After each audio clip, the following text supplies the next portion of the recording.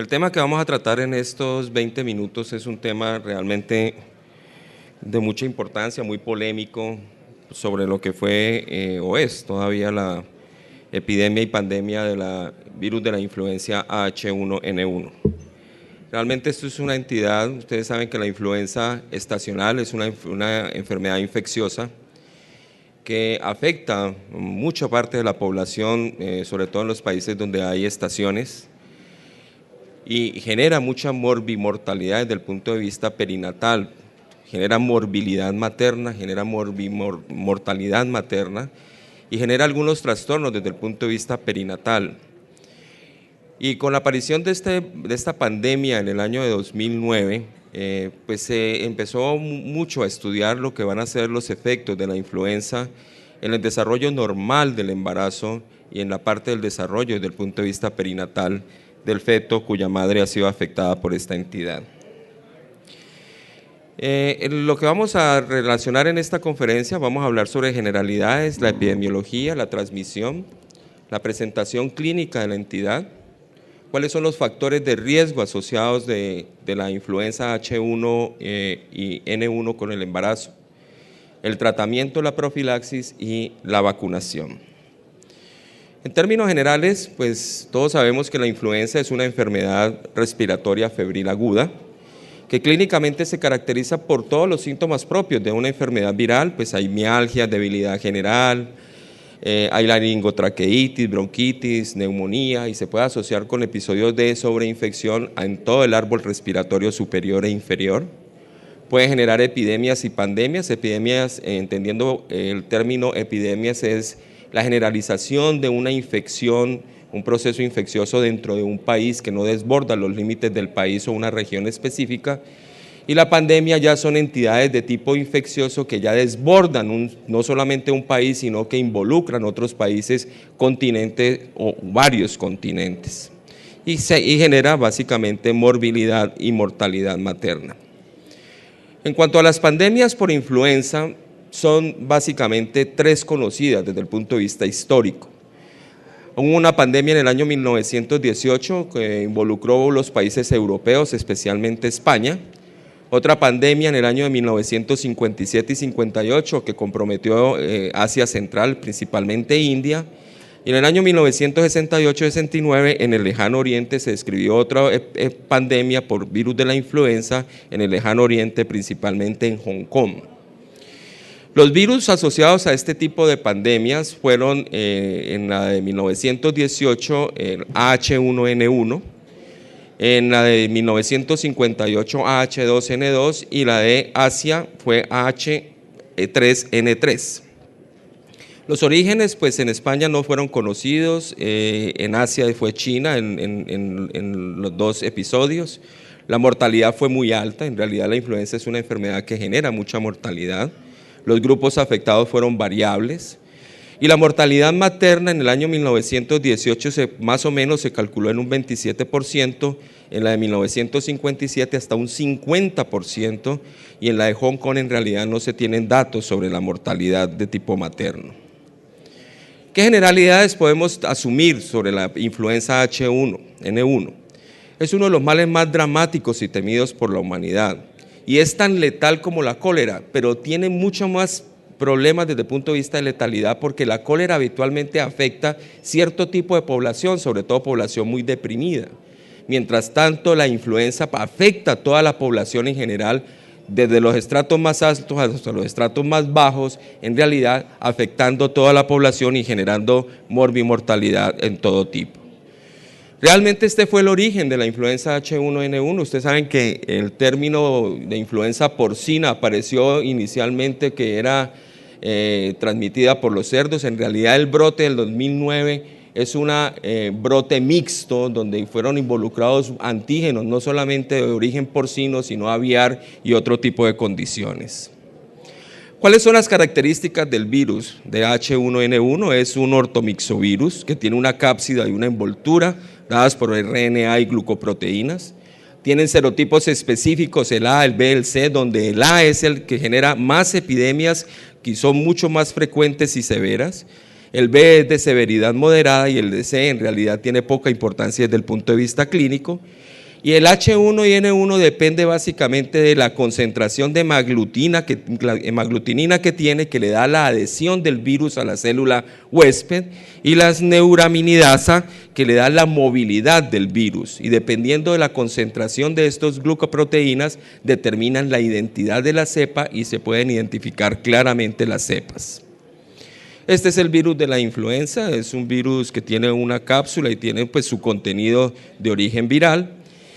Desde el punto de vista epidemiológico, la aparición de nuevos determinantes antigénicos o la reaparición de viejos antígenos que ya no circulan en la actualidad es el origen en realidad del efecto desde el punto de vista de morbimortalidad de la influenza pandémica. Cuanto más prolongado es el intervalo entre las pandemias, pues se pierde esa capacidad de inmunología, de resistencia de los huéspedes, y va a ser muchísimo mayor el impacto desde el punto de vista clínico que tiene la enfermedad. En cuanto a los casos reportados de la pandemia del 2009, pues ustedes saben que los casos iniciales fueron reportados en México, los iniciales en Veracruz, a partir del 12 de abril del 2009, luego se fue generalizando por todo el país mexicano. Aparecieron casos ya en abril 27 en los Estados Unidos y en México, y ya en el 27 de abril ya la Organización Mundial de la Salud pone la alerta de la pandemia y la declara el 11 de junio del 2009. Los casos se fueron generalizando, se fueron reportando no solamente en los países americanos, sino que se fue generalizando a todos los otros países, y esto es lo que ocurrió. Básicamente se inició en América Central, se distribuyó por toda la América y se comprometieron países de Europa, de África y de Asia, generando la declaratoria de pandemia universal.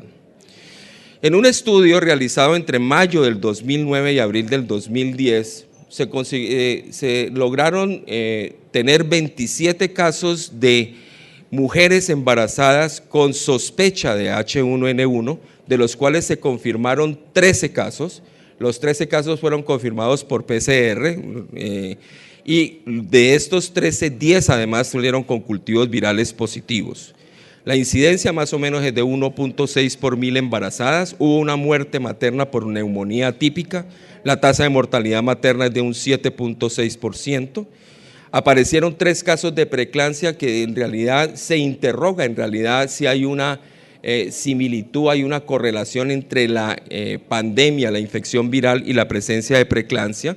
Ya vamos a ver que la infección por H1N1 genera una tormenta de citoquinas, y como la preeclampsia tiene un origen donde hay un desbalance entre las citoquinas, puede haber algún factor etiológico muy metido entre estas dos entidades. No hubo defectos neonatales, partos prematuros hubo 2, se hizo cesárea en 8 pacientes, más o menos el 61%, y el parto vaginal en el 39% de ellos. ¿Cuál fue el comportamiento epidemiológico en Cali con respecto a la aparición del brote o la pandemia de influenza? En realidad, una vez se empezaron a reportar los casos a nivel americano, en México y en los Estados Unidos, en Cali también hubo un incremento en el reporte de enfermedad similar a la influenza en esos meses, pero luego se estabilizó y fue el comportamiento similar a los años anteriores. Los grupos de edad más afectados son los grupos menores de 1 año, los grupos entre 1 a 4 años y entre 15 y 44 años.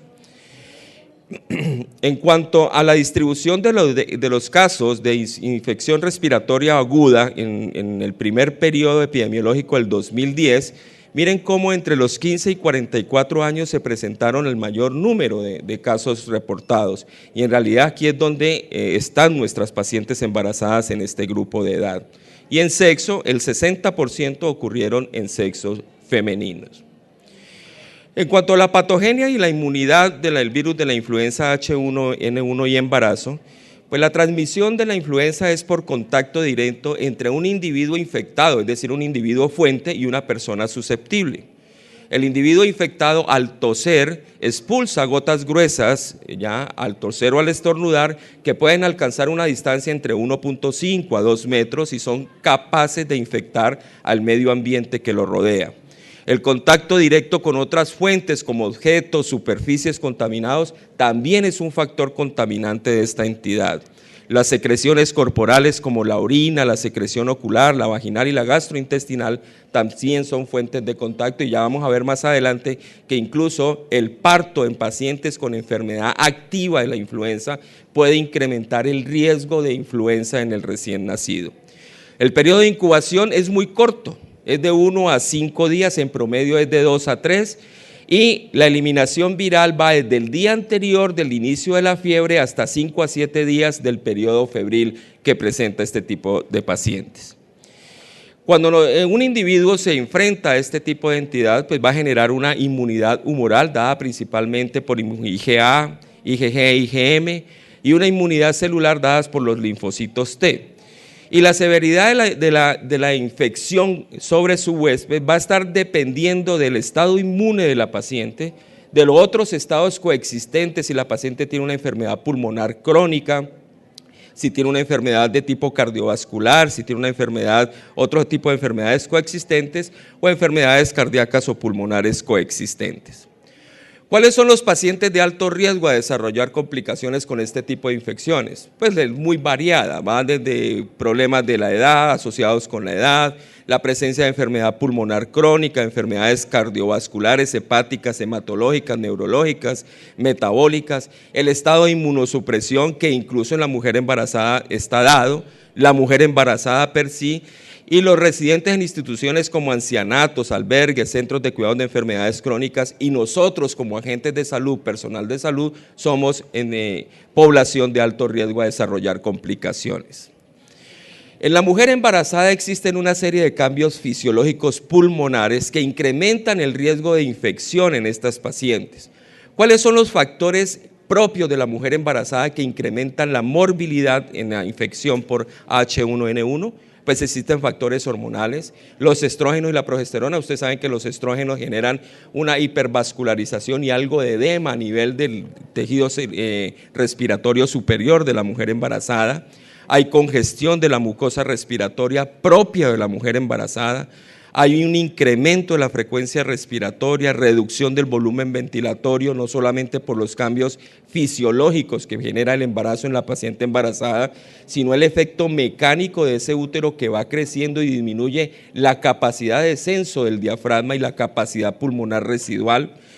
Entonces hay una reducción de la capacidad funcional residual y la función normal del pulmón de la mujer embarazada, la inmunosupresión que le permite aceptar ese injerto, entre comillas, que es el feto que tiene antígenos no solamente de ellos, sino del padre, y las altas demandas metabólicas de la mujer embarazada, permitiéndole el crecimiento y el desarrollo de un bebé que se está desarrollando en su interior. Como lo mencionó anteriormente, la influenza H1N1 no solamente genera cambios y problemas respiratorios en la paciente embarazada, sino que hay una respuesta inflamatoria materna severa que lo han denominado una tormenta de citoquinas. La mujer embarazada con H1N1 tiene unos incrementos significativos de interleuquina 1, 6 y 10, que son las interleuquinas proinflamatorias, se incrementan los radicales libres y los factores coagulantes. Y si ustedes ven desde el punto de vista de etiología de la preeclampsia, son casos muy similares desde el punto de vista de la fisiopatología. Entonces esas tres pacientes que en México de mortalidad materna que se asociaron con la preeclampsia, ¿será que tienen una etiología, un origen similar? Es la pregunta que en realidad y tiene muchos signos de interrogación. El diagnóstico desde el punto de vista clínico es muy variado. El espectro es muy amplio, puede ir desde una infección respiratoria leve hasta una infección respiratoria muy severa, con compromiso materno severo. El cuadro clásico consiste en fiebre, escalofrío, mialgias, fotofobia, cefalea, malestar general, la tos estridente no productiva que tiene una duración variable y la convalecencia de esta entidad es prolongada. Son pacientes que quedan desde el punto de vista de su valoración general, su restablecimiento de su función laboral, etcétera. Son pacientes que demandan incapacidades laborales prolongadas. Se clasifican básicamente por los síntomas en una enfermedad leve, en una enfermedad progresiva o en una enfermedad grave o complicada. La leve, pues, es básicamente los síntomas propios de una virosis. La enfermedad progresiva involucra el dolor torácico, disnea, insuficiencia cardiopulmonar, hipotensión, alteraciones del sistema nervioso central y deshidratación. Y ya en la enfermedad grave o complicada, pues aparecen ya síntomas propios de una dificultad respiratoria, de un fallo respiratorio, con hipoxemia, insuficiencia respiratoria, neumonía, encefalitis, shock séptico, miocarditis, incluso puede generar rhabdomiositis. Los síntomas son similares al resto de la población general en la mujer embarazada. La tos aparece casi en el 93% de los casos, la fiebre en el 91% de los casos. Síntomas menos como la rinorrea, disfagia, odinofagia pueden aparecer hasta en un 42%, y ya los síntomas como osteomialgias, fatigas, etcétera, pueden aparecer hasta en un 33%. El diagnóstico de laboratorio se hace por pruebas confirmatorias o pruebas rápidas. Los procedimientos confirmatorios son básicamente el cultivo viral y la PCR-TR, es decir, reacción de la transcriptasa, pero el problema de las pruebas confirmatorias es su duración. Su duración es entre 10 a 14 días, se dan básicamente por el hisopado nasofaríngeo orotraqueal, que se le toma la muestra a la paciente, y el expirado nasal en el caso de los niños. Las pruebas rápidas se hacen con inmunofluorescencia o radioinmunoensayo, son pruebas que pueden durar 30 minutos nada más. Su sensibilidad es variable, pero tienen también alta tasa de falsos negativos, que ese es el problema de las pruebas rápidas. ¿Cuáles son las complicaciones de la infección de la influenza H1N1 y el embarazo? Pues las sobreinfecciones bacterianas que pueden ir desde la sinusitis hasta el choque séptico, de etiología muy variada, e infecciones a otros tejidos que pueden generar miositis, miocarditis, encefalitis e incluso infección transplacentaria. Se ha demostrado que el virus puede pasar la placenta y puede producir viremia a nivel fetal. Los efectos maternos en las mujeres embarazadas han sido dramáticos. Miren, la mortalidad en las mujeres embarazadas puede ser hasta de un 27%. En el último mes de embarazo de ese 27% se aparecen en el 60%. Y la mortalidad por neumonía en las mujeres no embarazadas es de un 10%, mientras que en las mujeres embarazadas puede llegar hasta la mitad, hasta en un 50%. La hospitalización en las mujeres embarazadas uno por protección, como es una población de alto riesgo, llega hasta un 55% comparada con el 7% de las mujeres no embarazadas. La enfermedad severa puede aparecer en cualquier trimestre, pero es muchísimo más frecuente en el tercer trimestre, hasta un 54%.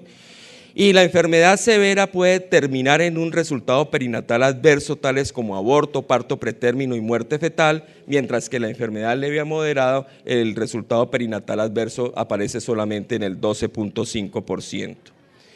En la mujer embarazada, el curso clínico, ¿cuáles son las que tienen mayor riesgo de tener un resultado adverso? Como ya los mencionaba, enfermedad cardíaca reumática, diabetes tipo 1, enfermedad pulmonar crónica, hemoglobinopatías e inmunodeficiencias, y las complicaciones perinatales están asociadas prácticamente con la amenaza de aborto, parto pretérmino y la muerte fetal. Sobre cuál es el efecto del virus de la influenza sobre el feto, en realidad no es muy claro. No hay datos concluyentes sobre el efecto fetal. Se sabe que el virus es un virus neurotropo, es decir, tiene una predisposición por el sistema nervioso, pero no se ha asociado con hallazgos como hidrocefalias, ni problemas de tipo vascular, ni quistes porencefálicos, ni nada de esto. Su efecto teratogénico, hay algunos estudios que han demostrado alguna asociación con defectos de la línea media, labio leporino, paladar hendido. Pueden haber efectos metabólicos, carcinogénicos y psicológicos, pero en realidad no está muy claro. Los defectos teratogénicos, como lo mencioné, se han descrito algunos casos, y desde el punto de vista fetal y placentario, el virus produce una vellositis con alteración del intercambio a nivel placentario del oxígeno, y eso puede generar una restricción de crecimiento intrauterino y puede generar oligohidramnios. La morbilidad fetal está asociada básicamente con la insuficiencia respiratoria materna. Entre mayor compromiso materno desde el punto de vista respiratorio tiene la paciente, mayor es el riesgo, la hipoxemia severa y alteraciones directas a nivel de la placenta dada por las vellositis. La tasa de hospitalización, como lo mencioné, en las pacientes embarazadas puede ir hasta un 0.32 por 100.000 habitantes, mientras que en la población general es muchísimo menor, de un 0.076. El 95% de los casos severos de infección ocurren entre el segundo y el tercer trimestre.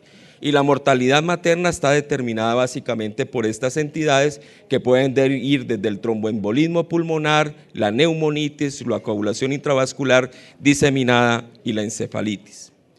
¿Cuáles son los criterios de admisión en una paciente de unidad de cuidado intensivo, de una paciente embarazada con virus de la influenza H1N1? La CPK elevada, acuérdense que produce una miositis importante el virus, con valores por encima de 2.000 que pueden llegar hasta 30.000, la disnea severa, las frecuencias respiratorias por encima de 30, hipoxemias, presencia de neumonía sobreinfectada, hipercapnia, hipotensión, shock séptico, acidosis severas con pHs por debajo de 7.26 y alteración del estado de conciencia. El tratamiento básicamente tiene estos 4 puntos importantes.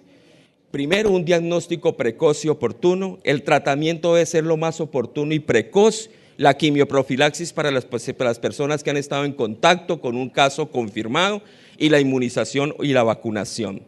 El tratamiento se da básicamente con estos medicamentos, los inhibidores de la neuroaminidasa, como el zanamivir o el celtamivir, que en realidad son los medicamentos más utilizados para el tratamiento de esta entidad, y los otros son los derivados de la adamantane, como la amantadina y la rimantadina.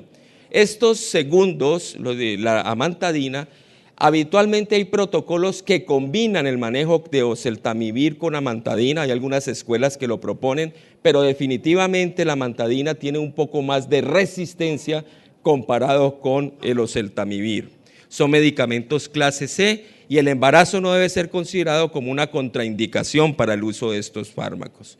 Otras alternativas terapéuticas como el peramivir endovenoso no son recomendados en el embarazo y otros antirretrovirales tampoco son recomendados en el embarazo. Doctor Gustavo, le quedan 2 minutos. Ya.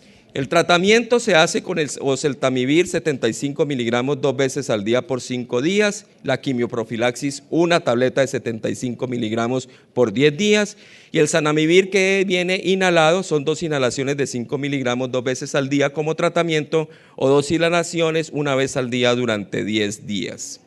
Es muy importante el tratamiento precoz y miren este cuadro lo importante del tratamiento precoz. Si nosotros iniciamos el tratamiento en los primeros 2 días, la enfermedad severa solamente se presenta en el 3.3% de los casos.